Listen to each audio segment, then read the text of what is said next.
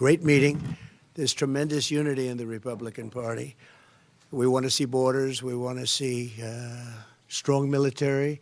We want to see money not wasted all over the world. We don't want to see Russian ships right off the coast of Florida, which is what they are right now. That's unthinkable. We want to see just success for our country. We're going to have great success. I think we're going to have a tremendous election. This is an outstanding group of people. I'm with them 1,000%. They're with me 1,000%. We agree just about on everything, and if there isn't, we work it out. We have one thing in mind, and that's making our country great. First of all, did you notice not a single stutter or slur? No cognitive tests needed here. Plus, the former president spent his day laying the groundwork for what you just heard, making America great again. He met with lawmakers, established a clear and attainable agenda, met with about 90 CEOs as well, by the way, while doing what he's always done best, unifying people, despite the BS narratives pushed by the left that he's a divider.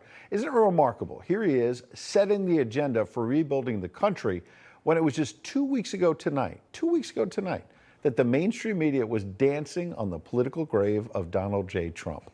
They finally got their guy, just like they got him during the Mueller probe. Remember that? The walls are closing in.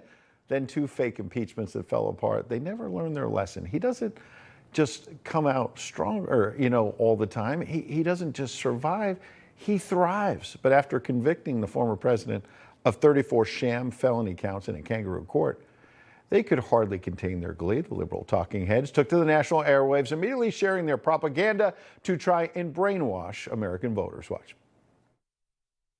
The next big step in the process is July 11th, so it's the sentencing hearing.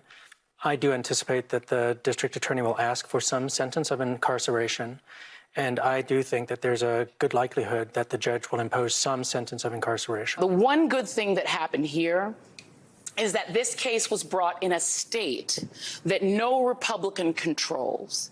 Because if it did, the same thing that happened in Georgia would have happened here. Thank God for the state of New York, Donald Trump's home state, because there was no way for him to interfere with the process of justice. An unbelievable moment in American history. The jurors are now being asked about their agreement with these charges, and they are responding yes. Trump has a frowned expression on his face as the verdict reading is completed. He is not moving. The former president of the United States, now a convicted felon. That's when they started the branding right away. Did you hear Jake Tapper? Convicted felon, and calling the Trump verdict an unbelievable moment in American history. I'll tell you an unbelievable moment in American history. The former president going up in most of the polls after all that BS and raking in literally hundreds of millions of dollars for his campaign to boot. Notice how none of those maniacs acknowledged that the guilty verdict was symbolic of the total and complete destruction of our judicial system. They don't mention that. Put that piece of American history in your pipe and smoke it. I guess the liberal network executives quickly realized this is not the news that real Americans want to hear, though. Because in no time at all, within days, there was an incredible change in tone, almost a pivot, you might say, to how the lefties are not happy about trying to destroy our judicial system. They're really kind of melancholy about it. Watch. It's a sad day for America. Hard stop. This is no time for celebration. I think it's sad. I have fought Trump for a long time, but I'm sad that this has happened. How are you feeling about a historic day? It's sad. And this is a day of profound sadness. It's a sad moment to see a former president have to do this, even though we feel it could lead to justice. If you don't see this, it's a sad day for America. It's a sad day for America. It's a sad day. Well, I don't think anybody can consider it a good day. Regardless of anything, it's just really sad. It's a sadness, I think, that we got to this point. It's just so sad.